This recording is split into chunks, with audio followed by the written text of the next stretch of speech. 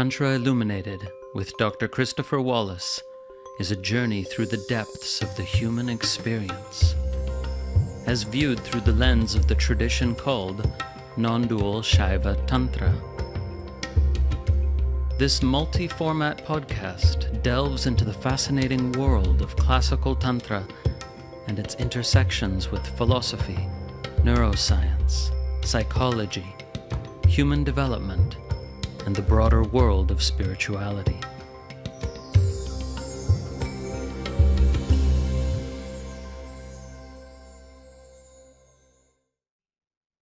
Today's episode is a conversation, and I'm speaking with Dr. Ben Williams. Ben is an intellectual historian focused on Indian religions and the history of Shaiva Tantra. He has received extensive training in Indian philosophy, literature, and aesthetics in the original Sanskrit sources. Ben currently serves as an Assistant Professor of Hinduism at Naropa University, where he serves as the faculty lead as well for a recently launched MA program in yoga studies. Ben also serves on the Academic Advisory Council of the Mukta Bodha Indological Research Institute, which is dedicated to the preservation of scriptural and philosophical texts of classical India. And finally, he's also on the steering committee for the Tantric Studies Unit of the American Academy of Religion. Ben's doctoral thesis is on revelation and the figure of the tantric guru in the writings of Abhinavagupta. And I'm also glad to say that Ben is a good friend of mine, and I'm delighted to be speaking with him in this conversation, which was actually recorded a couple of years ago, even though it's never been shared or aired in any form.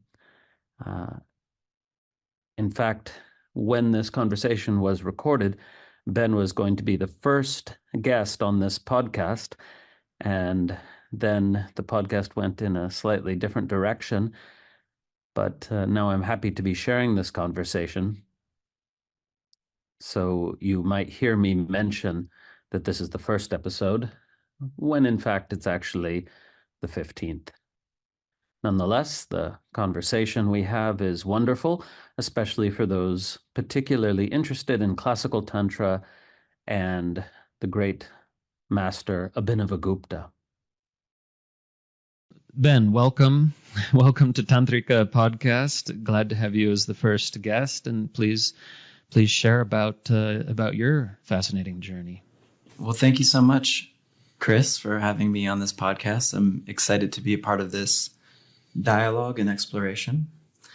I can share a little bit about my journey and how I came to the study of non-dual Shaiva Tantra, specifically in the Valley of Kashmir. Mm-hmm. When I was a young boy, it starts early. Mm-hmm. My mother remarried, and she married a man who was actually a part of a lineage. He was a student of a guru, an Indian guru, who was a part of a lineage of practice. And when I was 8 years old, I had the opportunity to meet this guru. She happened to be on a tour, a teaching tour. She came to my state, the small state of Vermont. Mm. And I had a stepbrother who was the son of my stepdad, and he grew up in this tradition. His name is Ram, even though he's an American. Mm. He was given that spiritual name. And he introduced me to the teacher when I was 8 years old. I had darshan, and it was a powerful experience. Mm. It didn't, become my path until I was about 19. But it definitely served as a kind of beginning. There was some kind of illumination that happened in that moment for me. And so fast forward to when I was 19, I was in actually a kind of a rocky part of my life, something close to a dark night of the soul. And I had a sudden turning of events, and it was a kind of fundamental inner shift. And right after that shift, I kind of came back to this tradition and as a practitioner, and started doing retreats at the ashram. And about 4 years later, after kind of initial waves of cultivation, dedication to study, practice, meditation, mantra, and service, I had a moment where I recognized this teacher as my guru. And in the course of that formational period, one of the outlets of my sadhana that really came alive was reading and studying the books of these teachers and also the scriptures from the tradition that they drew on. And it was through the process of reading that I kind of first discovered the possibility of this vocation of dedicating my life to this. But it was really a kind of lectio divina practice where I would be reading and studying, and the words, they weren't just conceptual, they were kind of coming alive in my experience. The teachings had this vibrancy and power that I was coming into contact with. And so at that time, I was working for a clothing company that actually manufactured in India. I got to travel to India 8 times on business. I had a simultaneous process. I fell in love with contemporary India. I was forging all of these friendships, spending a lot of time in Delhi and Rajasthan and traveling around in the kind of business mode. But came to a point where I realized that wasn't really my svadharma. That wasn't really my calling in a deep sense. And so I decided to see if I could make my number one passion in life, which was studying these traditions, into a career. And so I kind of took the plunge, non-traditional student. I was about 27, went back to school, finished my undergraduate at University of Vermont in the religious studies department. And in that process, just fell in love with the study of religion, actually. And the scholars, the kind of humanity of the scholars who became my mentors. And then that prepared me to do a master's degree. I was kind of had my sights set on a PhD, and being a professor is like the one way you could do this and still support yourself. And so when I started at Harvard, the summer before I started studying Sanskrit. I knew I wanted to focus obviously on Indian traditions, and I had this deep interest in the non-dual Shaivism that flourished in Kashmir, because these teachings were actually a part of what I was learning in the ashram that I was visiting. So I had an initial encounter with them and fascination, but also kind of a very naive understanding about the full depth and power and histories and richness of these traditions. So I did a master's. I kind of dived into the study of Sanskrit. And in studying Sanskrit, I also just fell in love with the language for its own sake. So I started reading way outside of my area of focus. I fell in love with Sanskrit poetry, and also Sanskrit philosophy. And that was really important because it prepared me to study Abhinava Gupta, this great Shaiva philosopher, because he's somebody who's written across so many different genres and at a level of detail and technicality that is quite eye-opening. And so I ended up staying at Harvard for my PhD. And I knew what my focus was. I was kind of interested in the intersection of poetics and Shaivism. Abhinava Gupta is a literary theorist. He writes a lot about theories of beauty in literature and in theater, and how aesthetic experience unfolds and the nature of that experience. And he frames his writings there within a kind of Shaiva cosmology, but he does it with a very light touch. And so there's been a lot of questions and scholars who've asked this question: how do these areas of knowledge intersect in Abhinava Gupta's vision? And just remind me who you mainly worked with at Harvard. Sure. So my primary advisor was Parimal Patil, who is basically a reincarnation of a Nyayika, like an Indian logician. He's an extraordinary scholar of Indian philosophy. He has an equivalent of a PhD in Indian philosophy and Western philosophy. Anne Monius was one of my professors who passed tragically last year. And Francis Clooney, who's a comparative theologian. In addition to that, I studied with Guy Levitt, who's an amazing Sanskritist and actually was working on Shaivism. I also studied with Alex Watson, who was a Sanskritist at Harvard during my PhD. And then Dominic Goodall, the great scholar of dualistic Shaivism, probably the leading world expert in the history of dualistic Shaivism in the world, was an outside advisor. So I was very lucky to have him as an advisor and to read and study with him. Yeah, so we have a lot of overlap because I know several of those figures. I got to work a little bit with Frank Clooney when he was visiting at Oxford, and I didn't know that. Yeah, that's a nice overlap. Yeah, and of course Alex Watson. He was also at Oxford when I was, and so I know most of those folks except for Anne. What was her specialty? She was a scholar of Tamil literature and religious literature. She worked a lot on Jainism, but she was also just a very well-rounded scholar of Indian religions and very theoretically astute. She really helped me ask how to read these texts in new ways, ask different kinds of questions, about the work these texts were doing. So, yeah. Cool.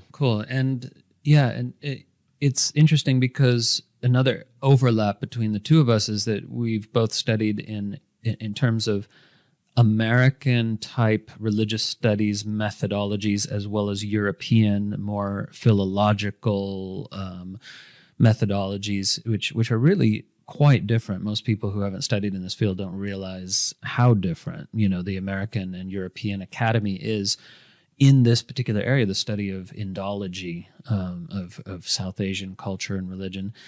And so, both you and I have learned from Dominic Goodall, who's a great example of that European philological Indology. So let's just contrast that for a moment to what's happening at Naropa in Boulder, because, of course, Naropa is famous for being a institution that appeals to and consciously seeks to appeal to scholar-practitioners.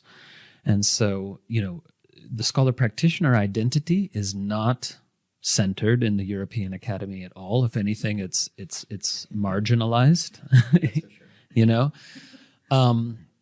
And I remember, when I was studying at Oxford, is that, the kind of valid concern that was raised is that, well, if you're a practitioner, you have way too much bias. You're going to read what you want to be true into the texts instead of asking, what is this saying on its own terms? What is this author trying to communicate to me, as opposed to how can I make it fit the theology which I'm personally committed to?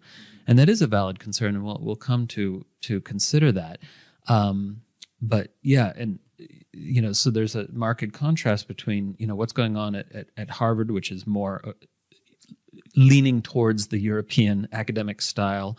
Some of the Ivy Leagues do, and contrasting that to what's happening at a place like Naropa, which is comparable perhaps to, and a little bit in some ways, to some other programs like CIIS in San Francisco, Pacifica and Loyola Marymount also in California.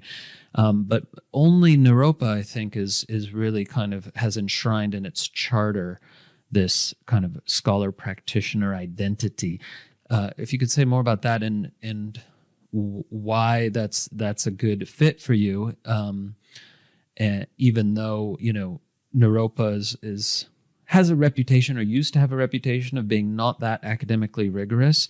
And I just want to inform our listeners that, Ben here is raising the bar in that regard. He's one of those raising the bar at Naropa. And so share a little bit about that and about the identity of a scholar practitioner and why you might accept a professorship at a university that, even though your kind of academic chops could have qualified you for a post at a more purely in an academic setting, let's say. Sure. Yeah. So, with finding yourself at institutions, sometimes it's just what jobs are available when you go onto the market. So there was a bit of randomness in the process, but it worked out really well. Partly because the foundation of my study was I was a scholar, a practitioner. And so while I was... Meaning you were a practitioner before exactly. an academic. I was a practitioner before. Yeah. And throughout my time at Harvard, I kept that concealed because in that academic environment, it wasn't really relevant to the training that I was there to pursue. And it wasn't a part of the conversation. Right.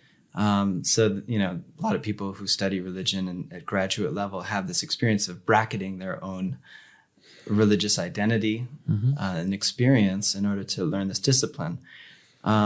So when I came to Naropa, it was like kind of time to come out of the closet. I could be free to be a scholar practitioner. And at first I was a little awkward, to be honest. I kind of leaned on my scholar intellectual chops and that side. And it took me a little while to warm up and to start to share from that, my experience, the repository of experience of being a practitioner for 20 years. But I'm compelled by the project and vision of Naropa. And, it's under the banner of what we call contemplative education.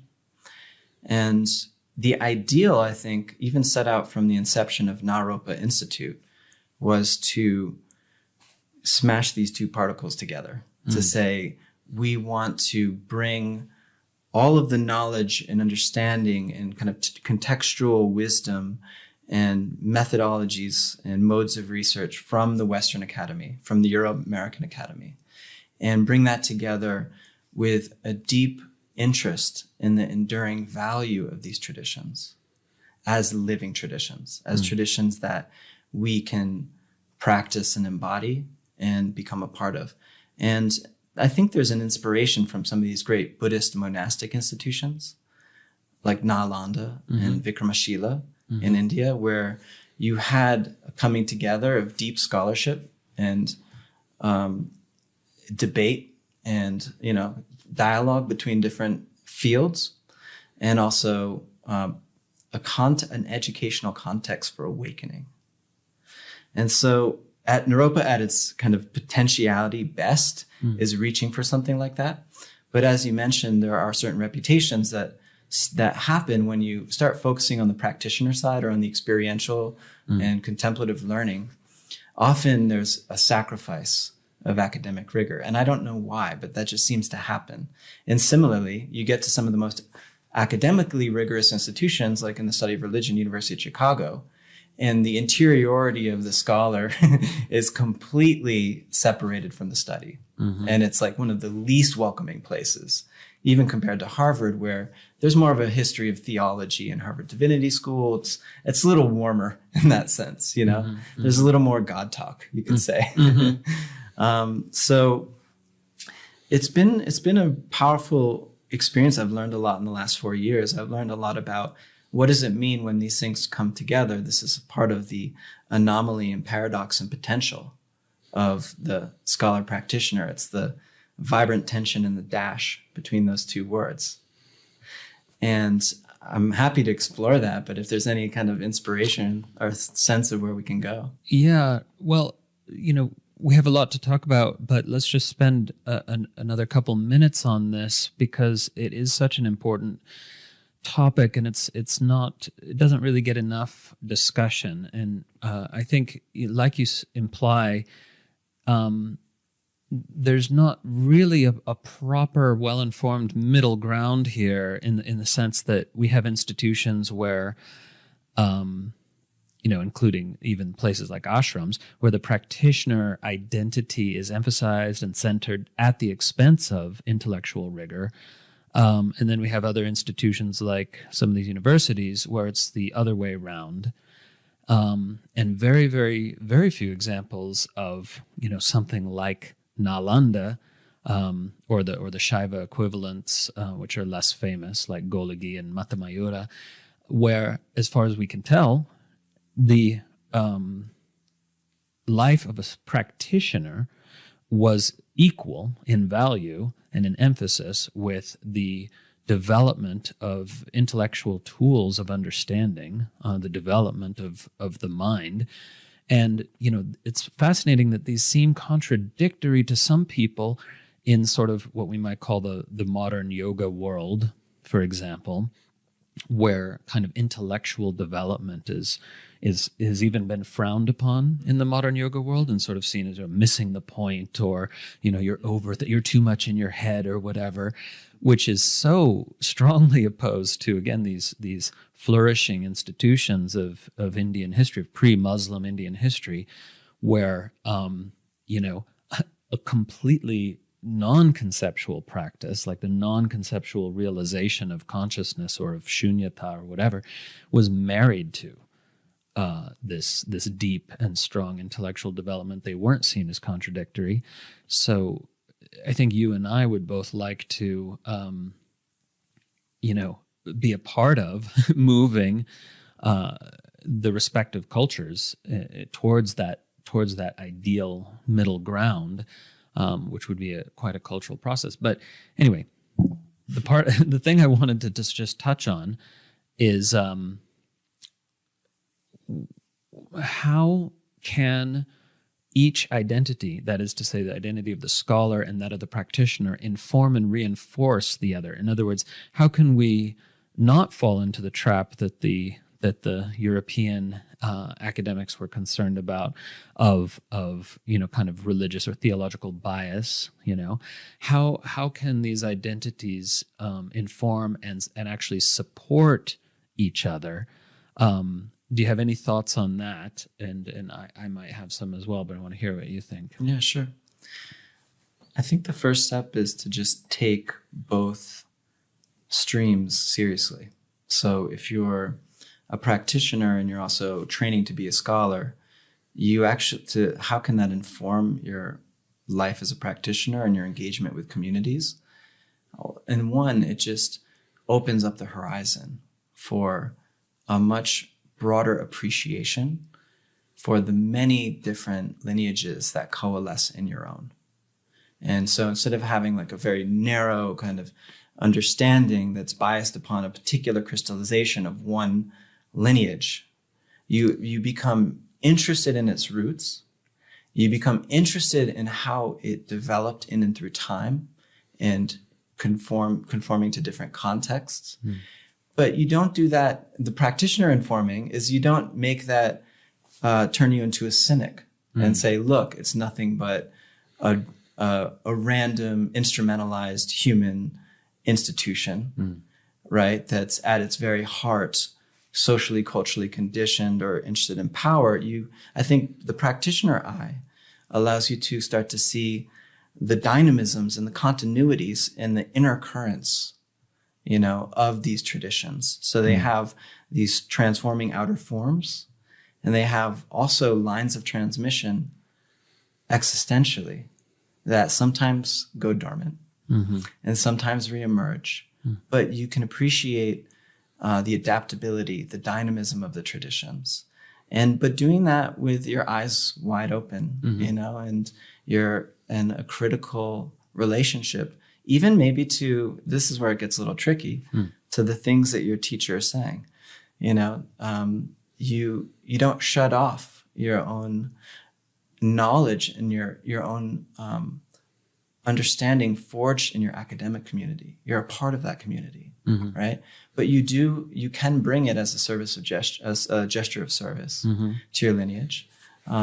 It's a really interesting space, and I agree. I think it hasn't been explored, and it's something that we are exploring in our lives and living out.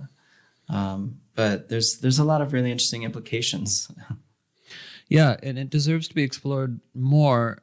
You reminded me of a very crucial moment for me when I was at UC Santa Barbara.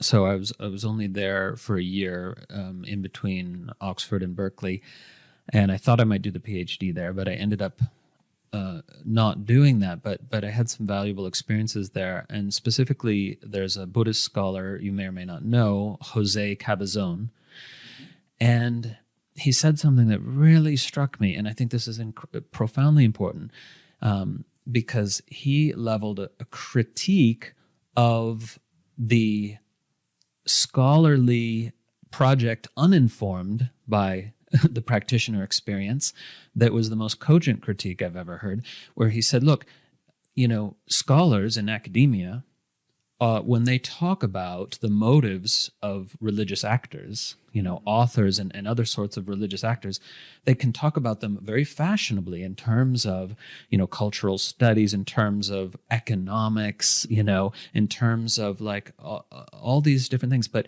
one motive that's never attributed to religious actors in the academy is piety.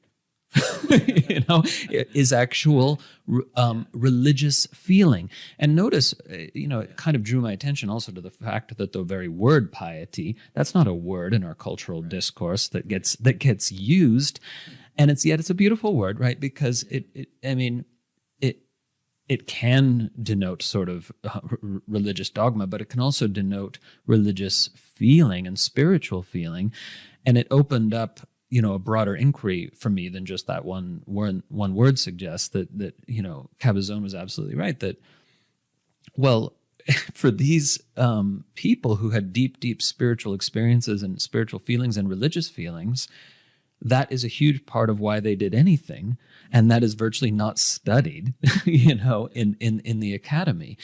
And so part of what we bring as practitioners is, a question that I almost never hear and a pure academician ask, which is sort of what experience of reality is this person, this ancient author having that causes him or her to articulate him or herself in this sort of a way, right? Because of course they're drawing on tradition, of course they're echoing previous authors constantly, but they're also, bringing a unique voice, like we see in, say, Utpaladeva or Abhinavagupta or many of these others, that is informed by their own experience and by their own sort of religious feeling and fervor, and that's something that, it's sort of assumed on the part of people who come purely from the practitioner side, but lacking in the academic. Yeah, you're reminding me of Francis Clooney too, because I think he does embody this. He's a rare scholar who does, as a comparative theologian. I know he's been in dialogue with Cabazon as well. They're both very well established in this area.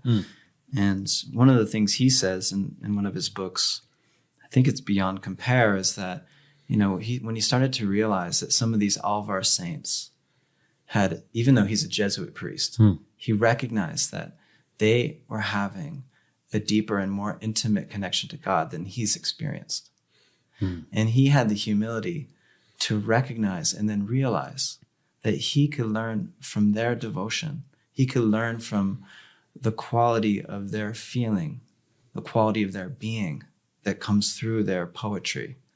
And that can actually make him more intimately connected as a Jesuit in his context as well. Yeah. Right?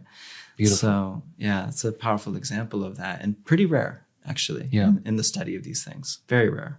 Yeah. Yeah, and for any listeners who don't know, the Alvars, they were a group of Vaishnava bhaktas or devotees in Tamil Nadu, primarily in Tamil Nadu, in South India, in the medieval period, and they authored this beautiful devotional poetry, and they were part of the Bhakti movement, which occasionally overlapped a little bit with Tantra. I mean, by and large, Tantra and Bhakti were really separate religious streams, but we do see overlap in a work like the Tamil Tirumandiram, for example.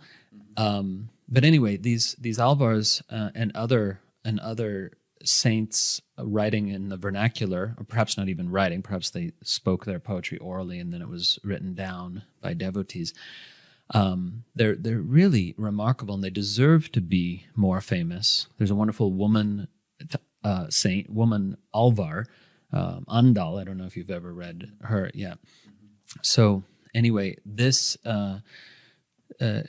there's just so much richness in the medieval period when Europe was virtually in the Dark Ages. I know, by the way, European cultural historians hate that term, but comparatively speaking, India was enjoying this incredible flourishing, both in vernacular languages in the Bhakti movement and in Sanskrit.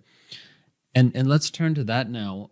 In terms of your research, I know your doctoral research focused on Abhinavagupta and sort of his self-representation, and it's very unusual that we have autobiographical material from many of these Sanskrit authors. Maybe you can say a little bit about why that is, but we do have more from Abhinavagupta, and it's fascinating material. And even if it arose from some form of self-importance on his part, who knows? It's like but I'm curious to hear from you. Why do you think Abhinavagupta shared autobiographical information where other Sanskrit authors didn't? And what led you to focus on him and his sort of biography and his position, and where has that research led you in the few years since completing the doctoral dissertation? Sure. So what you just articulated, why did Abhinavagupta write about him? Why did he write in this autobiographical mode? So much comparatively to other authors of that period and of earlier? That's my central question, my dissertation. My dissertation sets out to answer it. And the reason why authors didn't write is actually convincingly explained by Sheldon Pollock. What he argues is that the tradition of Mimamsa, which is the tradition that tries to interpret the Vedic ritual in a very academic way and understand it theoretically, posits that the Veda, these foundational scriptures of India, are authorless and timeless. That means their origin doesn't come from a human mind. Right. And that it doesn't have a starting point in time as well, or it's not derived from history. Right. Now, what Pollock argues, and it's a really great article in which he writes this, Mimamsa and the Problem of History, is that this created a paradigm for religious authority. Since the Vedas were the most cherished texts and they carried the most prestige, he thinks that other traditions that were looked back to the Vedas, which is what would be all Hindu traditions, have some regard for the Vedas, were kind of mimicking this model of religious authority. It's not that we had this naive idea. Indians didn't write about history because they didn't experience it, right? That's like some of the assumptions of Europeans who first encountered Indian literature. Why don't they write about their life world? Why don't they write about their historical context? Why don't they write about their families? Why don't they write about their social world? Yeah. There are writings on these things, of course, as you kind of expand your understanding. But a lot of traditions, a lot of knowledge systems seem to choose not to, in order to kind of have this halo of religious authority they're borrowing from this Vedic paradigm. Yeah, and timeless authority. Timeless authority. What I argue with Abhinavagupta is that he is drawing on a completely different model of religious authority. It's not a Vedic model. And actually, it's not even a tantric model. Interestingly, we can go into this deeper, but I trace the history of the notion of revelation in earlier tantric sources. And I show how there's a development in early tantric sources to these later sources that are called Kaula, which we can speak more about. And it goes from, more impersonality, more of a mythic framework that we also see in the Puranas, of these scriptures descending down through these dialogues, this Tantra Avatara, the incarnation of the Tantra, to more of an emphasis of not a mediated process coming from some dialogue between, Shiva and the goddess, Shiva and Parvati or something, but actually an emphasis on the transmission through lines of gurus and masters, and specifically perfected tantric masters called siddhas. And it's with the Kula Marga, this kind of important, what Sanderson calls a reformation of tantric traditions, though that also is a loaded term. But this major watershed moment in tantric traditions, we have the centralization of individual siddha masters and lineages as the artery of the main artery of transmission. So I call this a siddha-centric model of revelation. In the Krama tradition, which is focused on the goddess Kala Sankarshini, which is very important for Abhinavagupta, the Shakta tradition, we even have little narrative bits about how the Krama master, Gyananetra, received the transmission. And in later authors in that lineage, there's this notion that later authors are reenacting that initial transmission that Gyananetra received.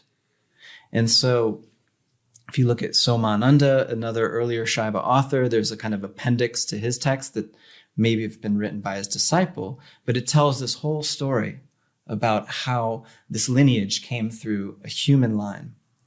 And so what I argue is that the purpose of Abhinavagupta's autobiographical writing is, this is part of the purpose, is to show the context within which a transmission as exquisite and powerful as this one can come to life. And why show that context? So that it can be reenacted.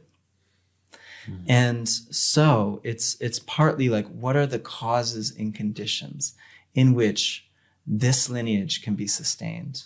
Mm-hmm. That's part of what he's mapping out. In addition to that, there's some other important factors, and this completes it. One is that in Kashmir, there's a unique regional awareness. A lot of Kashmirian authors write about the beauty of Kashmir. There's a pride in Kashmir.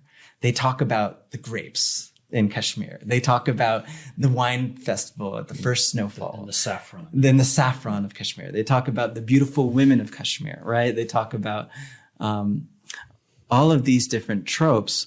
And I think Abhinavagupta has that Kashmirian sensitivity. Also, you have a tradition in Kashmir of study of poetry. And for 4 centuries, there's not one major work except Bhoja of literary theory that's written outside of Kashmir. Mm-hmm. And so Abhinavagupta is a part of this cosmopolitan culture of like a deep interest in literature. He's a literati, right? And if this is important too, I say he represents himself as a cosmopolitan siddha, right? Mm-hmm. This is important because actually there are autobiographical passages in early kavyas. And a very important one is by Bana, the poet Bana, in the text called the Harsha Charita. And here Bana begins the text with this fascinating autobiographical story about how he came to be a poet, how he came to be in the court of Harsha. Dandin and Avanta Sundari also has an autobiographical section. So it seems that when Abhinavagupta writes about himself in the Tantra Loka, his magnum opus, he actually writes those verses in technical meter. They're very stylistic. Mm. So the other source, in addition to this Kaula paradigm of religious authority centered on the masters and the transmission, is these poetic sources that I think informed him as well.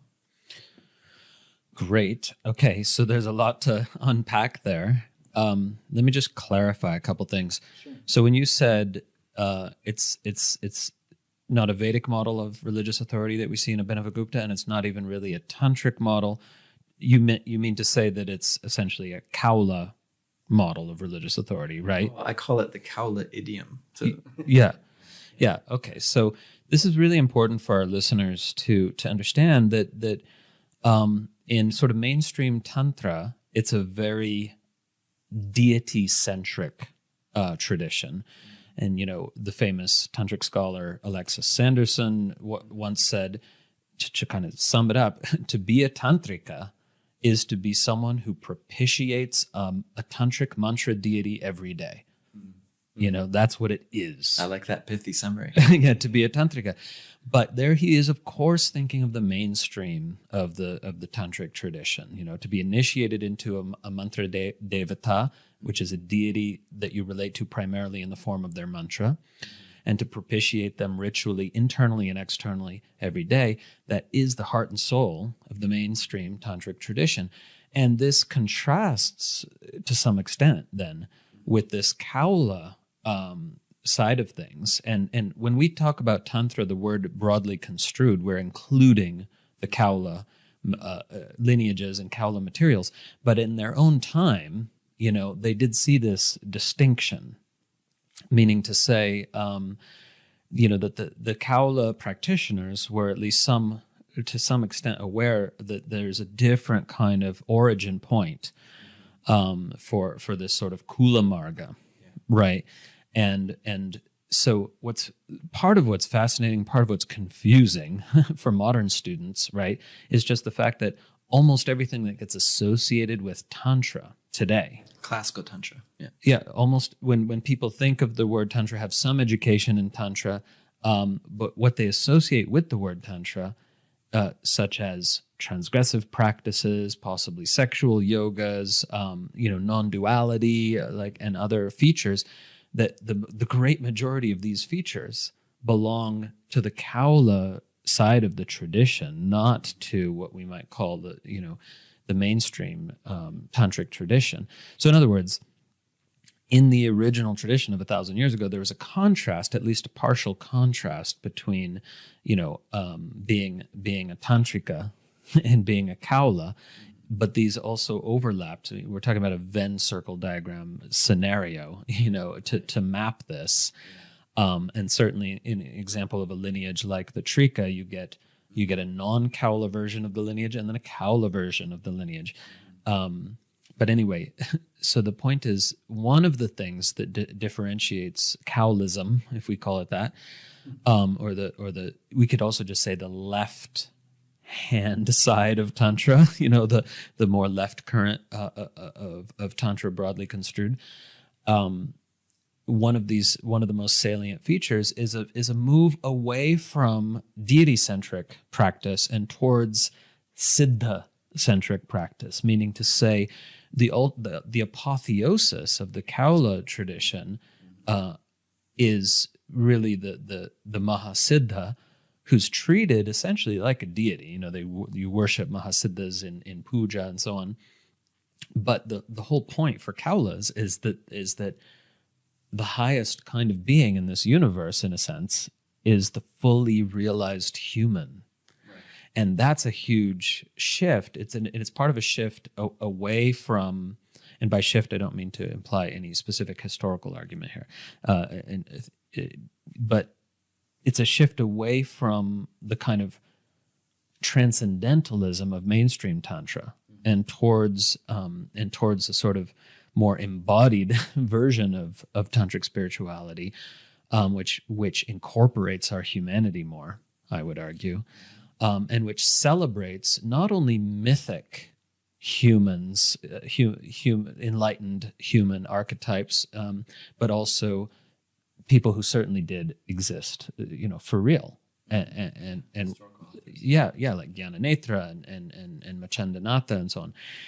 And so, interestingly, it's this bit of the Shaiva Tantric tradition that gets strongly transmitted into Buddhism, right? Mm-hmm. And Buddhism ends up with a whole kind of theology centered on 84 mahāsiddhas and their consorts, right?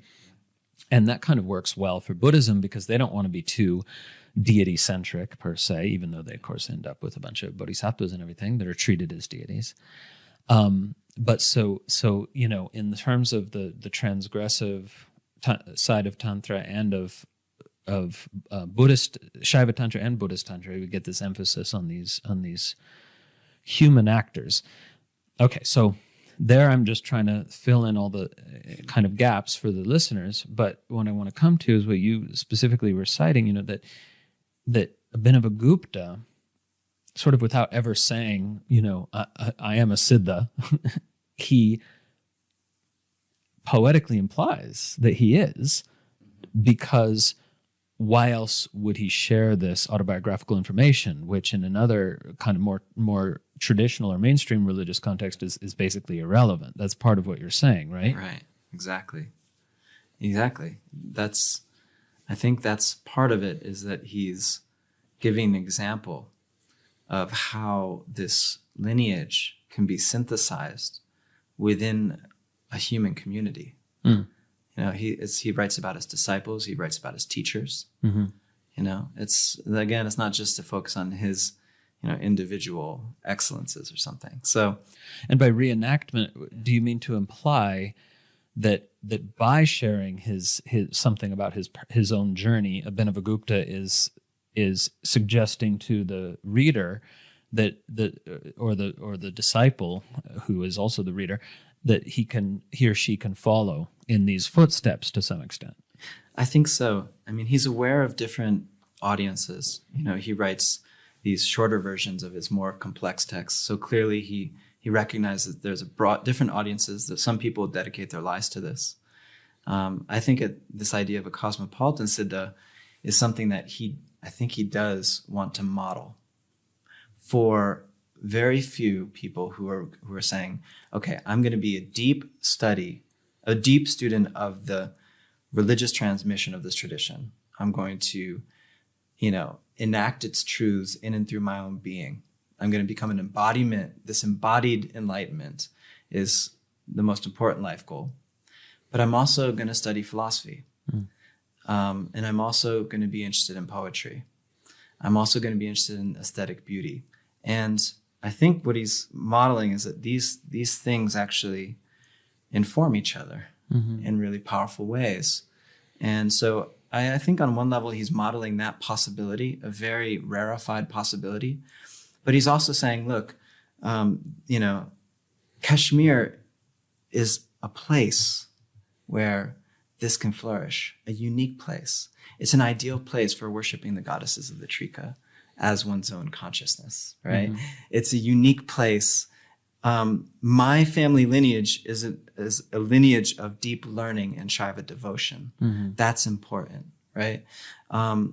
It's like he was born in the right time at the right place, right? To the right family. And so, but I don't necessarily think it's because of genetics or something or hereditary, pride. It's really the cultivation that this culture, that this historical context made possible, that allowed for this efflorescence of a tradition that had extraordinary, as we know, extraordinary like mystical depth and power, and also amazing sophistication. And this is, I think, why a lot of people feel like they get a bit romantic when they think about this time period. They're like, wow, something happened here. And Abhinavagupta says, anyone who studies my Tantra Aloka closely, all 37 chapters, can become Bhairavo Sakshat Bhavet, right? Can become this embodied deity, can become one with all-embracing consciousness. And so that's a powerful statement. This is a human author speaking, right? And so I think there's an invitation that what's encoded in this text can become reanimated just by studying the text. You don't have to meet the master. And that just ties nicely to where some of my future research is going, because there's this South Indian text called the Paramarsha, the Gurunatha Paramarsha by Madhu Raja Yogin. He's from South India, he's from Tamil Nadu. And he writes this praise poem of Abhinavagupta, and he speaks about the power of being a student of Abhinavagupta's texts. He never claims to have met him in person. And Sanderson actually questions that idea that he did meet him in person. Yeah, which was just put forward by modern Indian scholars, I think. Yes, yeah. It's an assumption in Abhinavagupta studies. But he's a student of his words and of his speech, of like the nectarian flow of his speech. And what happens is he actually writes autobiographically too, interestingly. But he describes how his mind and heart have been infused by this influx of the exquisite wisdom of Abhinavagupta. And now that nectar, that madhu, he plays with his own name, that honey is coming off of his lips. Now, if that happened without meeting the guru, that's an extraordinary model for transmission that's not based on institutions, that's always available in and through, that can reemerge even when institutions break.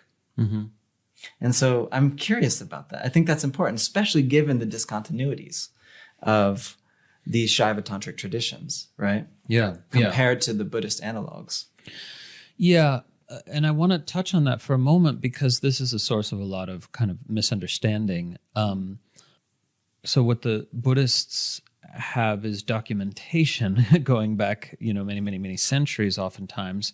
Never as much documentation as they actually want, of course, to establish, some of the claims, but a lot more than the Shaivas have, right?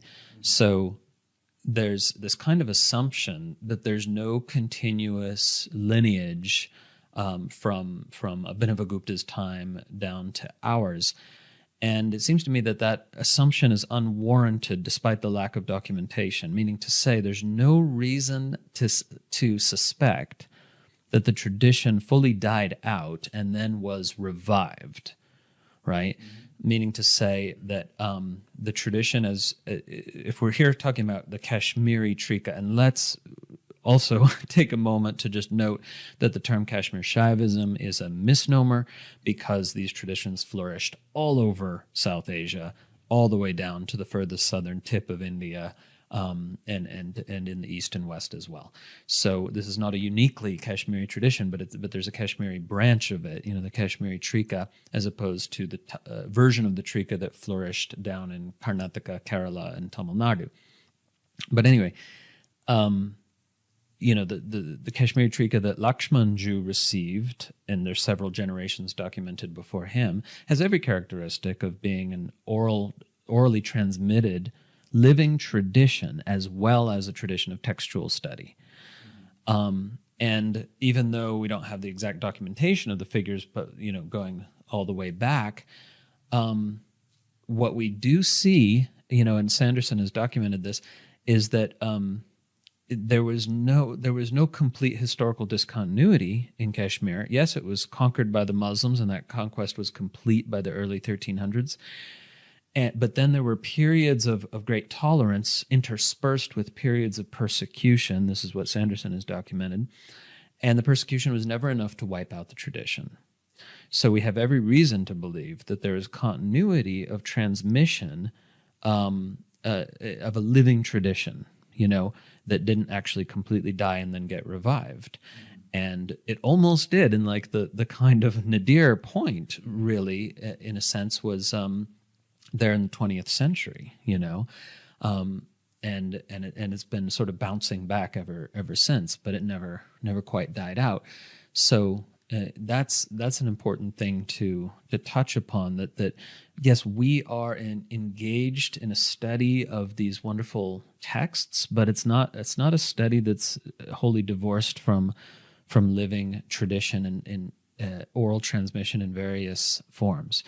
Having said that, I would just want to touch on the fact that there are those today, those spiritual teachers or yogic teachers who kind of cast aspersions on what you and I know to be true, which is that there is this possibility, might be rare, but there's a possibility of forming a connection with a figure like Abhinavagupta through reading his work that even crosses over to the realm of transmission, meaning to say a feeling of the grace of this Siddha master somehow flowing towards one, like that as that the words, as you said, they're not just concepts to internalize, but they're transmissions to receive in some sense. And Abhinavagupta himself, of course, supports this and tells us we're not just fantasizing here. That, when he says,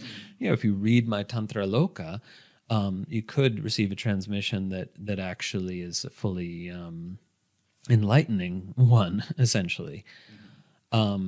So I like to argue we do need living teachers and living paradigms in our life, and you and I have been fortunate to meet some of those beings, some real human beings who are living paradigms. But that we can also have gurus who are, the framers of these traditions and who left us these kind of packets of shakti in the form of their texts that need to be that require work. It requires work to delve into this and actually for it to spark into real transmission. But I do understand the skepticism of some about this, because this is something that can't be corroborated or verified, right? Meaning to say there's no third party verification possible. It's like of us saying, oh no, we've had the experience of receiving a transmission from Abhinava Gupta or feeling his grace. But we can say that there's a paradigm for this within these Kaula sources. Anyway, I don't know if you want to comment on any of that. Well, I'll just say one thing. I think, even if you fell in love with Plotinus and you learned Greek, and you read everything he wrote, and you read everything he, available that he read, and you really kind of, I think even a scholar working on that who had a kind of a sensitivity and openness to what Plotinus was pointing to might say that, yeah, I feel like I've actually forged, a meaningful pathway to the mind and heart of Plotinus. And, obviously stuff like this happens because people dedicate their whole life to studying Plotinus or people of that. And so how that works with the deeper transmission of the tradition is really, it can't be corroborated. There's a lot of claims, of course, in New Age of, I got this message from Ramana Maharshi or something, or Neem Karoli Baba, and it's like, okay, how do we work with that? But nonetheless, I think in our own experience of reading Abhinavagupta together, there's something interesting there, because there we have an intersubjective context where we're discovering the meaning, unpacking it together in a shared space, and having these moments where, like, of sudden flashes of insight when we actually feel what he's pointing to. And it's the kind of thing that, like, makes you jump out of your seat sometimes. I mean, we've had some very vivid, enlivening, and empowering sessions where, like, I have a hard time going to sleep that night. And so, we can talk about this in a lot of different ways, but nonetheless, it's this intimacy with the text. And in those moments, it is, maybe it's imagination, but it does feel sort of like Abhinava becomes more present to us as a kind of powerful personality. The way in which sometimes when you're reading even the words of the Buddha or Jesus, there's these moment where somehow the personality comes through. Not even the personality. We don't have an English word for it quite, but bhav in Hindi, or bhava in Sanskrit. Something of the vibe of that powerful personality comes through, and it often takes one by surprise. But it feels very, very real somehow. And if you look at the quality of it, sometimes, like when a text speaks to you, it addresses you, and it doesn't address you in the way that normal information addresses you. It addresses something about the wholeness of your whole life. Like, it speaks to dimensions of your own experience, the rhythm of your entire lives, like the intuitions you've never been able to articulate, and somehow there's this a way of knowing yourself in and through the text that, can actually teach you how to be a better human being, teach you how to be more receptive to beauty in life, or teach you how to actually, become a little bit more wise, So I'm personally, deeply interested in that. Of course, verifiability and that whole process can purport a lot of things that are happening. You could look at it from a lot of lenses, but arguably this is where, the rhythm and power of the tradition is unfolding all the time. Yeah. So this is a profound conversation. And I think let's now just turn to sort of come full circle and just talk a little bit about the category of Tantra. Especially, I wanted to do this because this is the first podcast episode. Talk about the category of Tantra broadly construed, because the way we use the word Tantra nowadays in reference to classical Tantra doesn't actually have an exact correlate in the Sanskrit usage itself. Meaning to say, we use the word Tantra to cover a huge range of interrelated spiritual practices, ritual practices, and spiritual philosophical teachings that, constitute a kind of interreligious movement. It might not be going too far to call it an interreligious spiritual movement that flourished in early medieval India. And so it's important to kind of explain a little bit about what justifies this usage of the term when, given the fact that if we're looking at our primary sources, we only find distinct names for distinct tantric traditions, like the Mantra Marga for tantric Shaivism, the Vajrayana for tantric Buddhism, the Pancharatra for tantric Vaishnavism, and so on. So this is part of what scholars have been able to contribute that the original tradition never quite acknowledged in and of itself, which is that we've been able to look at these different tantric traditions and see, wow, they are sharing a huge amount of material, right?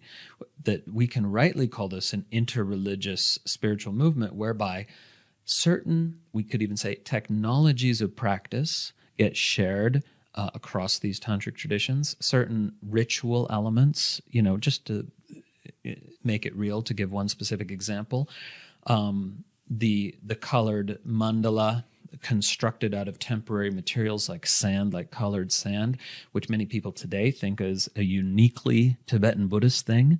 No, this colored mandala created out of temporary materials on a smooth surface is a ubiquitous pan-tantric thing, and using the mandala for initiation. So that's just one example, but also in terms of yogic practices, spiritual practices, the centrality of the central channel being one example. And so what we don't find is a shared view, meaning to say each of the religions that adopted the tantric technologies of practice maintained its own distinct philosophical view, subdivided into lineages, of course, within that tradition. So there are significant differences to observe between, say, the Buddhist view that's married to tantric practice on the Buddhist side, and the Shaiva view, which of course is even more diverse in the sense that we have dualistic Shaivism, non-dualistic Shaivism, and more varieties that are hard to sum up in a few words. So, this is something that scholars have really been contributing in the last few decades, is just this wonderful kind of consideration of the shared ritual and yogic practice, and but the distinct views, So I'm wondering what you want to chime in about that in terms of, there's the question, for example, of how does it work to have much the same practices yogically and ritually being married to different views? Do we see the practices in these different traditions, skewing on the basis of the views they inherit from their earlier non-tantric versions? These are interesting questions to explore. But another interesting question that maybe you have something to contribute on is also just why were these technologies of practice that seem to have originated within Shaivism, why were they adopted by religious actors of every other stripe? Meaning to say, these practices propagated into every other religion extant in the South Asian subcontinent at that time, and then even into Islam when it came along. And we see some of these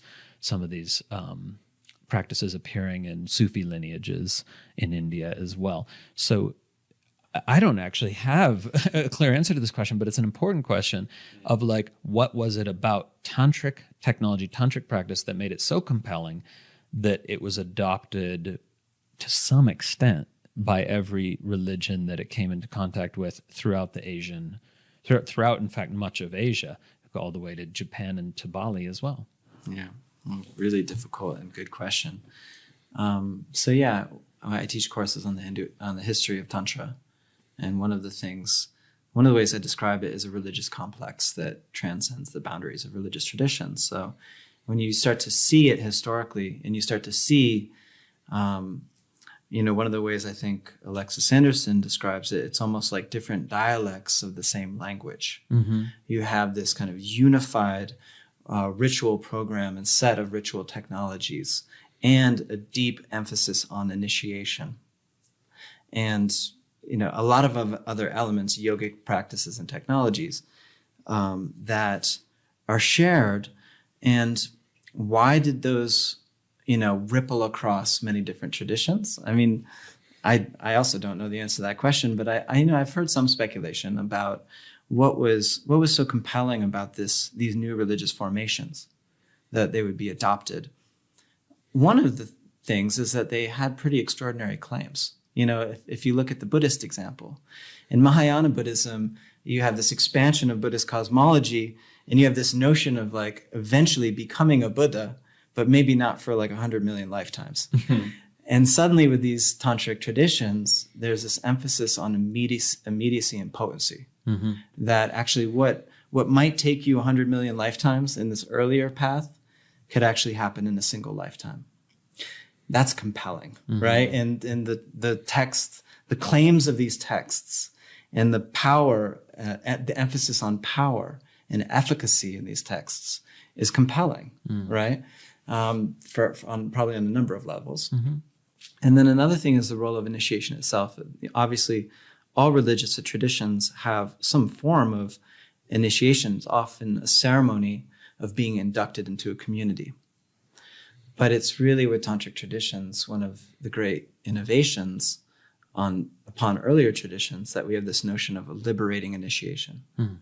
That it's in virtue of this Dīkshā, or this Abhisheka, that there's some fundamental way in which, even if you're not completely liberated, there's some part of you that is liberated.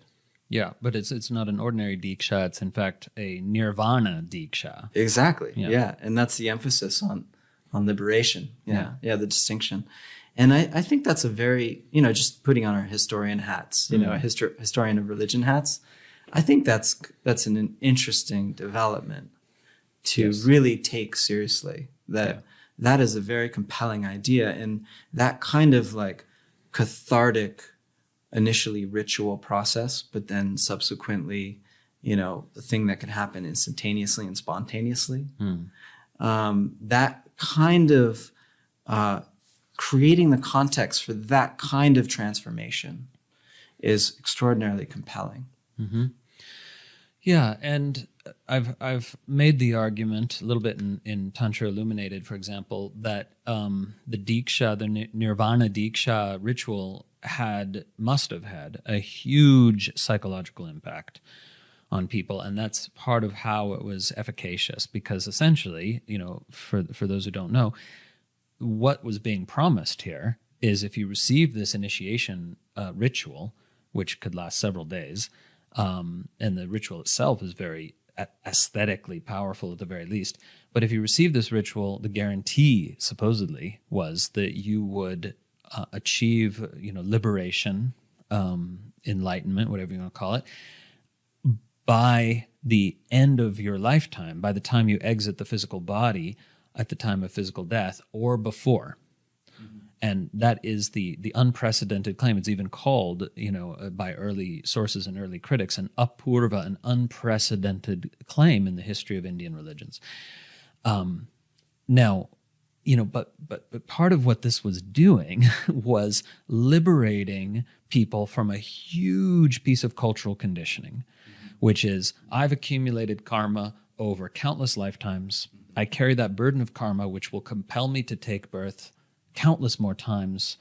I have no hope of final liberation and complete awakening until another 1,000 million lifetimes or whatever, So the purpose of the ritual, and it was very well designed to accomplish this exact goal, was to free people from that belief. Because the ritual claimed we are incinerating all your karmas that would cause you to take birth in countless more wombs. We are burning up all those karmas, and that was made explicit to the initiand. And so, wow, like all the karma that would have compelled me to reincarnate countless more times, it's gone. Right. So that has a power, if the person's really believing that has a powerful, powerful psychological impact, which could indeed pave the way for a more enthusiastic and committed and joyful spiritual practice, which then is going to be more effective.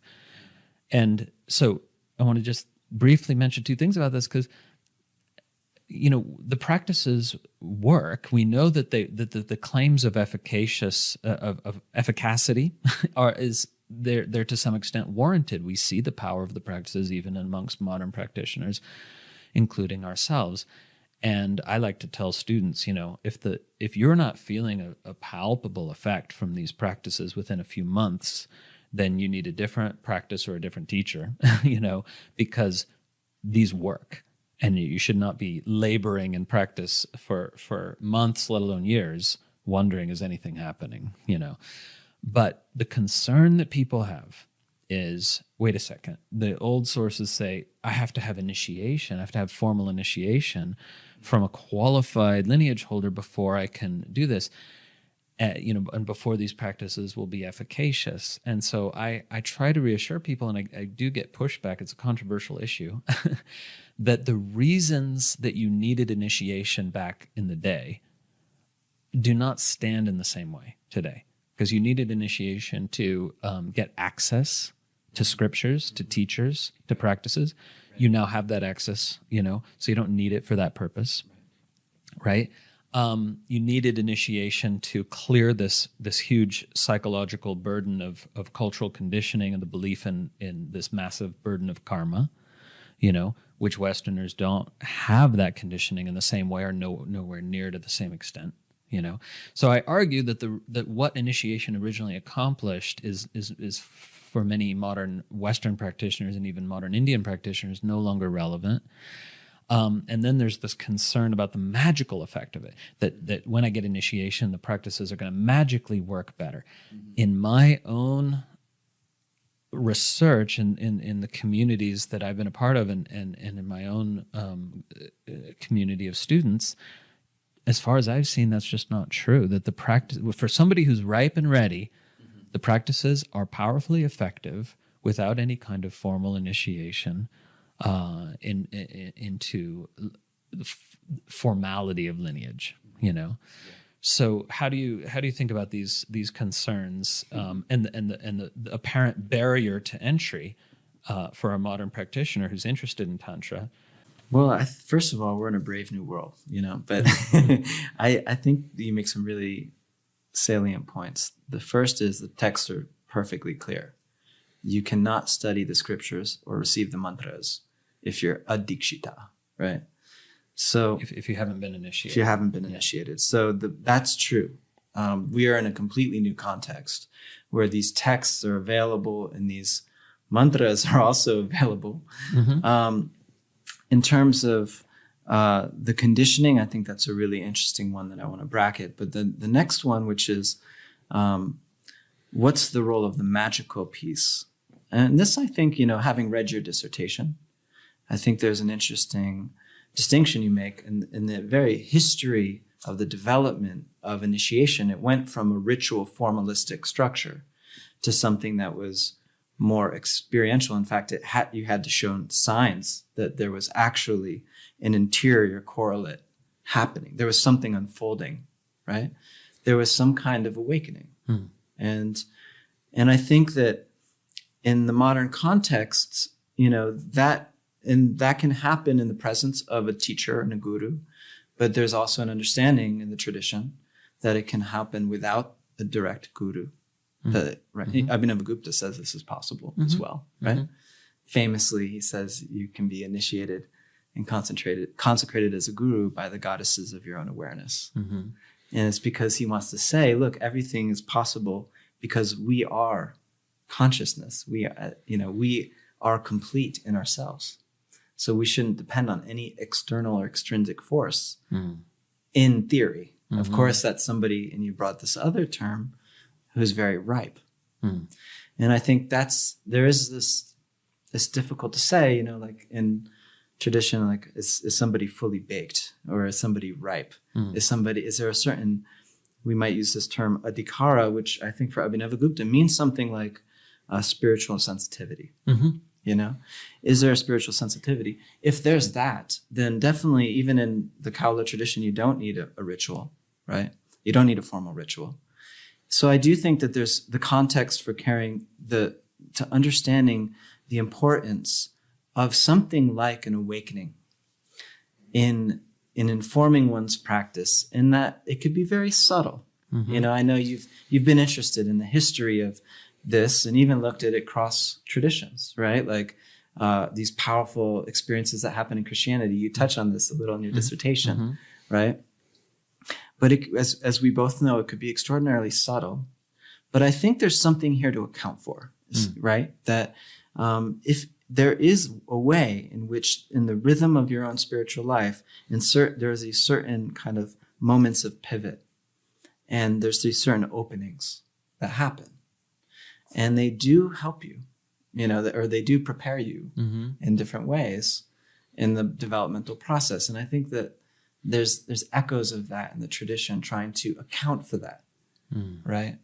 And so, of course, people could interpret this many ways. Oh, I haven't had that experience, and there's something wrong with me, or I have had that experience, and therefore I'm special, right? There's a lot of bad ways of interpreting this, and neither of those are. I see both sides of that coin. So it could become, like any great teaching, it can be obscuring.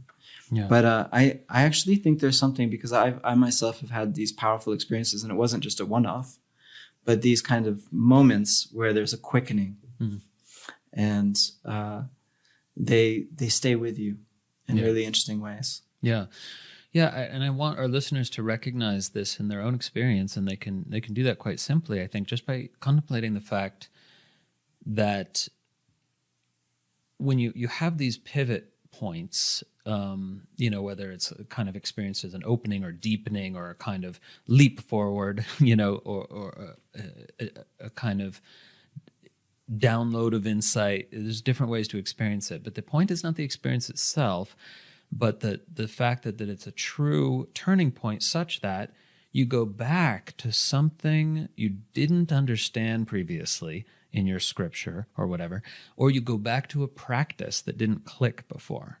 And now it does. And I know listeners have had this experience too. You cross this particular tipping point, and then something makes sense that didn't before. Something works that didn't before.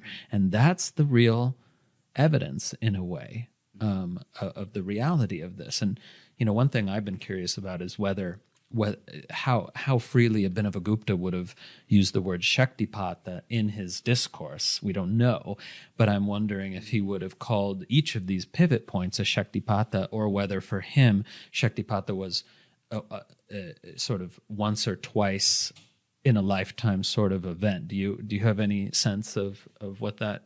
What? Well, I mean, you've worked on this a lot, and I've learned from your scholarship. Yeah, that term, it definitely uses it for like an initializing expansion of consciousness and awakening, for sure. But I think he sees like many different trajectories of awakening and accounts for them, especially with his model of the types of intensities of Shaktipata. And so I think for something that's more gradualist and less like boom, which applies to most of us. I think there's definitely space and a recognition for seasons and deepening and epiphanies along the way, and that being like signs or insignia of anugraha, right, of grace that infuse life. And in fact, one of the things he says is that one of the signs of grace is just even the interest to like study deeper, right? Like he has this critique of people who say, oh, you're just interested in books, right? And he's like, no, you're wrong, right? It's it's what animates you when you want to learn more about a tradition. That itself is a sign of grace. Yeah. Right. Yeah. So I think he would be really great at appreciating all of these signs. Yeah. And multiple possible trajectories that are all meaningful and valid. So we're running short on time, but I want to ask you one more thing. One more thing that, because I consider you as somebody who maybe knows more about Abhinavagupta than I do, possibly. And I want to ask you, as a kind of Abhinavagupta expert, about this one more thing, because this is something that kind of confuses and troubles readers, and it's about the terminology for the divine in Abhinavagupta's oeuvre, in his body of work, right? Because he'll sometimes, he'll often use the term Parameshwara, the supreme lord or the highest divinity, kind of like supreme being, He'll often use the term Bhairava, which we could kind of translate as intensified consciousness, expanded, intensified awareness, or awe-inspiring awareness. And of course, then he also invokes the paradigm of the goddess. He invokes the goddess in various ways. And so how would you answer those practitioners who read these sources and get confused because they're like, oh, I thought he was a non-dualist, and he's using these different terms that how are they reconcilable, And of course, he also says,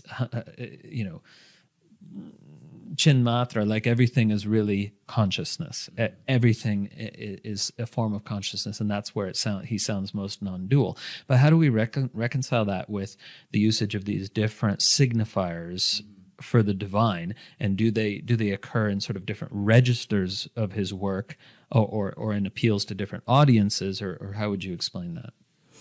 I mean, he's drawing on these earlier tantric traditions where these terms signified deities who were actually originally conceived to be external to the tantric practitioner and initiate, and was therefore supplicated through ritual and practice and visualized, but in a dualistic context. And so he continues with that register. He doesn't abandon it.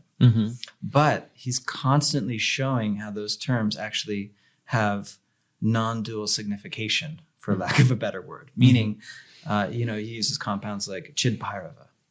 So Bhairava, who is consciousness, who is this all-pervasive consciousness.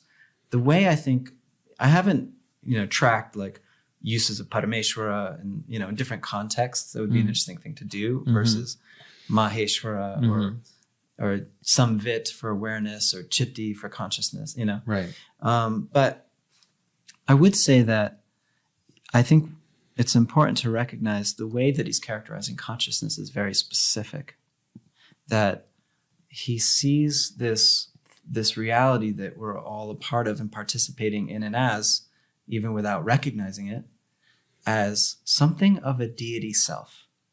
It's not just a transcendent consciousness that is dissociated from all of the, conditioned factors of reality or, the diverse world of reality. It's a consciousness which is the heart and substance of everything, but is also ultimately dynamic and agentic.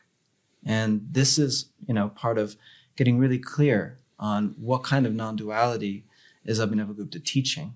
And at the heart of it is creative dynamism and agency.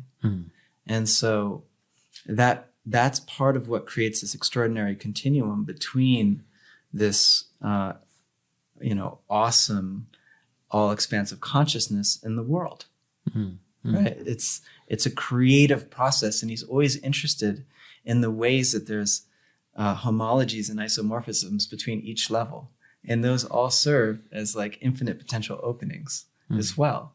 And so, you could call it like holographic. There's different ways of speaking about that process.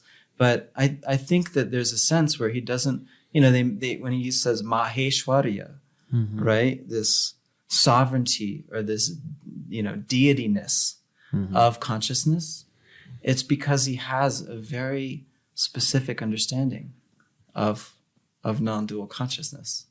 But he could be read many ways. It's like just referring to Shiva with a blue neck, snakes, ash. Of course, there's always that reading, but he's almost never referring to Shiva in that way. No, not the Puranic Shiva. Not the Puranic Shiva. No, not at all. But okay, so one last precise question on this: do you think it's more the case that all these terms are for him essentially interchangeable, and the only reason he says Bhairava in one context and Devi in another context and Parameshwara in a third context is because of the scriptural sources he has in mind at that moment in discourse, and the terms are interchangeable? Or do you think for him the terms actually apply to different experiences of consciousness, different flavors and modalities of consciousness? I think the latter. Because he relates Shiva to Prakasha, the light of manifestation, and Shakti to Vimarsha, the self-reflexive power of consciousness, its power to be aware of itself. Of course, those are two aspects of a single reality. But also with Bhairava, it's an interesting one because he sometimes speaks about the 37th tattva as Bhairava. Mm-hmm. And I have a sense that that's being distinguished from just Shiva, like Shiva tattva. Oh, absolutely. But he also correlates the 37th tattva to various names or euphemisms for the goddess. Yeah. So there it seems to indicate an interchangeability. Yeah. I think it's a register thing. I think sometimes he's speaking in the Bhairava Tantra register. Mm-hmm, mm-hmm. And sometimes he's in definitely more esoteric contexts. Mm-hmm. He'll focus on the goddess, mm-hmm. and people have worked on this. Like Sanderson has talked about this, but the most esoteric lineage for him at the heart of the Trika is this Krama tradition, mm-hmm. and so when he gets into Krama speak, sometimes he does it with a certain sleight of hand. Yeah. And then he often will say, this is rahasya, this is secret. And when he's more public facing, mm-hmm. It makes sense that he'll say Bhairava, and then even more public facing, mm-hmm. right? He'll say Shiva, right? And or Maheshwara, or Ishvara even, like Ishvara Pratibhijnakaraka, right? Yeah. That's the most public facing you can get. Yeah. So the more feminine, the more esoteric. I mean, that's we know that. That's the internal core. Yeah. In the internal core, exactly. Yeah. And so they're not all equatable. I think they are used intentionally in different contexts. Sure. And it's like, for example, in Sanderson's article, Power, Purity, and Amongst the Brahmins of Kashmir, mm-hmm. he talks about the Kali self. Mm-hmm.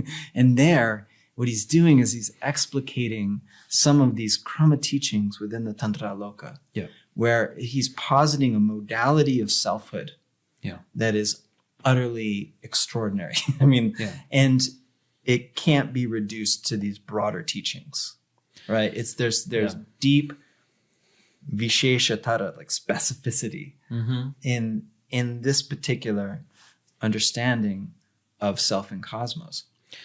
Yeah, but here's the interesting thing, is because in the modern West, we have a very different value attributed to selfhood. For example, to kind of simplify it, people think to have integrity is to be the same person to everyone. If you're the same person in all contexts, you're just yourself, and you're not being a different person in different contexts. Whereas being a different person in different contexts is in some ways thought to be sort of duplicitous, And so this is important to point out. This is a completely different cultural value that in this religious world that we're talking about here, that it was absolutely one of the central values, that you have these sort of nested layers of identity. And the nesting is paradoxical, because we can't really think of it like a Russian Matryoshka doll, because actually that which is most core is simultaneously that which is all-encompassing, which is all pervasive, so it's not small, even though it's most core. But this is something that people come into the study of the tradition without understanding at the get-go, that that here, both culturally and religiously, it's actually thought to be so totally empowering that you have these different modes of identity in different contexts, and that's perfectly appropriate to the nature of reality. Yeah. And that's a different model of selfhood in a way. Completely. Yeah, and often built on a modern, separated individual notion of self. If that's the core of who we are as an individual first, and specifically in most modern iterations, a unique individual, right? Right. That's going to conceal us from much more deeper currents of selfhood that these traditions speak to, right? That are trans individual. Exactly. And your most core identity as the Kali self is also the level at which your individuality completely disappears, which is in a way terrifying to those who have grown up with, say, the ideal of American individualism. And people don't realize how much of their thinking is shaped by cultural constructs that are not embedded in the nature of reality. They're just one of many possible modes of experience, right, that then create, aversions to what might actually be a supremely liberating experience, the surrender of selfhood, of selfhood as you construe it into this broader context. Absolutely. Yeah. Okay, this is an interesting conversation, and we'll probably break this up into 2 podcast episodes because it's long and fascinating. And so let's close with this, literally just a couple minutes on why do you think, or why do we think, what are our speculations around why Tantra, why classical Tantra, why the what we might call real, original Tantra, why it is not only profoundly resonant with 21st century humans, but seems to be becoming even more resonant. We're in the midst of what we might call a tantric renaissance in a certain sense. There's more and more interest, and we see, remarkable signs of this. Tantra Illuminated, which I wrote almost 10 years ago, is sold something like 40,000 copies, which people may not realize for a non-fiction book in a niche market is considered by the publishing industry to be remarkable. And so that's not about tooting my own horn, because I don't think it's so much the brilliance of my writing, although it has its moments, but rather just that people are absolutely fascinated and captivated by this body of teachings, even though they live on the other side of the planet 1,000 years later. How can we even begin to explain this cultural phenomenon? What are your thoughts on that? And I know there'll be speculative and so on, but that's fine. Let's just offer a couple insights on this, if we have any, in the last couple minutes. Yeah, I can give it a stab. At Naropa University, I do notice that especially undergraduates really light up when I introduce them to these traditions in comparison to other Indian spiritualities that are more ascetic and involve renunciation. When we get into like the vows of a monk and leaving your family and leaving the world and being beyond desire, it just does not resonate in the same way, even though I find those vows compelling and those aspirations compelling in their own regard and context. And then I think part of it can be explained, especially in the Kaula traditions we discussed, is this shift to a this-worldly approach. And specifically when it comes to the body and the senses, that the body and the senses are no longer, in sense experience and desire as well, is no longer an obstacle and no longer something you should renounce. And I think in our moment in history, there's been a real kind of coming back to embodiment and coming back to the body, and understanding that that's not something that the body itself is kind of miraculous and extraordinary, and that it really can be a basis and grounding for spiritual life and practice, and that a lot of spiritual teachings sometimes don't include it. Yeah. And there's a lot of forms of dissociation that come along. There's a lot of pathological relationships one can have to one's body, to one's emotions, and to the world and in one's human relationships. And so part of being this worldly and recognizing that these are all vehicles for awakening and realization, they're sacred in their own right. They're important in their own right, and they should be woven into full of, our engagement with spiritual life. I think it makes a lot of sense that a tradition that articulates that so beautifully and powerfully would really speak to our context and to practitioners now.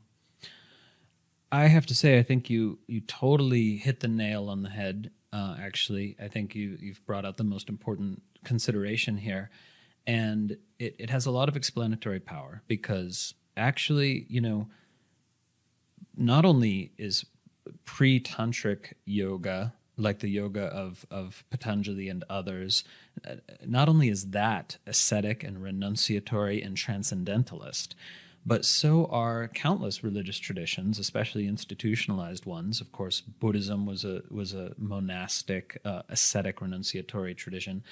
But even in the history of Christianity, right? It's actually the monks and the celibate priests who are the holders and of the tradition and the most respected purveyors of the tradition for most of its life.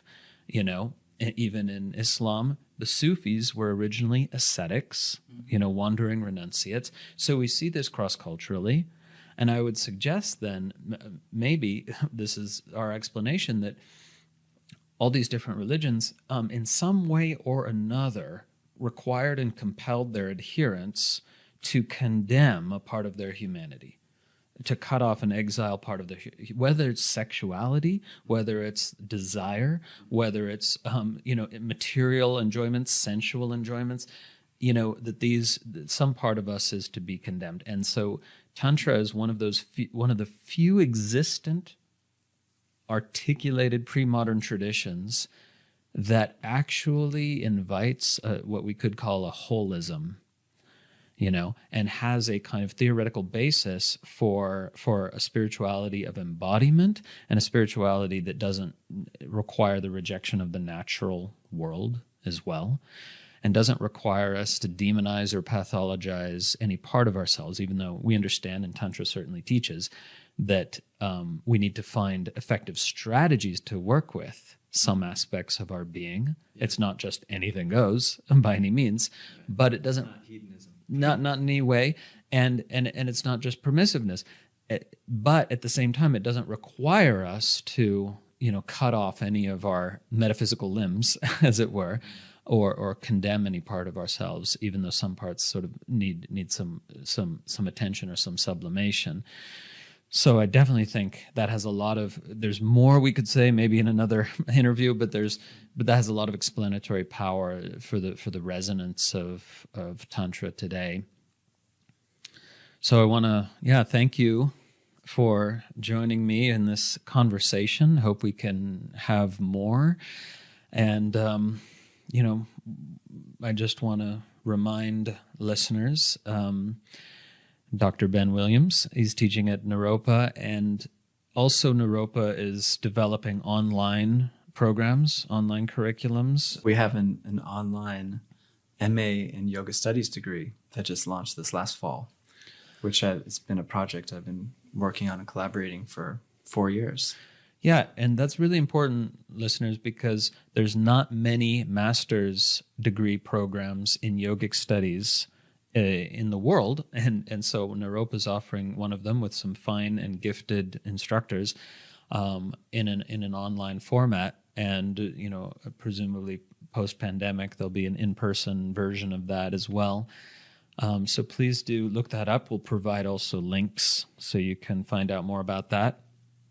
And lastly, I want to mention that Ben has a Patreon page together with his colleague James Reich. Yeah, and they're doing what they call close readings, which are reading Sanskrit texts in ways that are going to be of interest to practitioners. So this is not a purely academic Patreon page. Anyway, if you go there and sign up there, then you can be part of these webinars, translating these fascinating ancient sources. And for those who don't know, the majority of the material from the original tradition is not translated in a readable, accessible manner.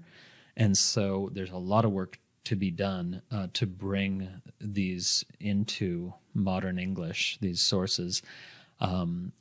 Supporting scholars like Ben is absolutely one way you can be part of this tantric renaissance. So yeah, thanks for joining me. Yeah, thanks so much for having me. Yeah, it was a delight. Thank you. Hope you enjoyed the episode. Remember, you can always find out more about the tradition of non-dual Shaiva Tantra at tantrailluminated.org, where, if you wish, you can become a subscriber to our online learning portal, and you'll receive access to a vast number of recordings, including a comprehensive curriculum in tantric philosophy, tantric yoga, guided meditation, and much, much more. Music for the podcast composed and recorded by Ann Leader. Find her at annleader.com. Podcast produced by Grazia Tribulato. New episodes drop every week, and may all beings benefit.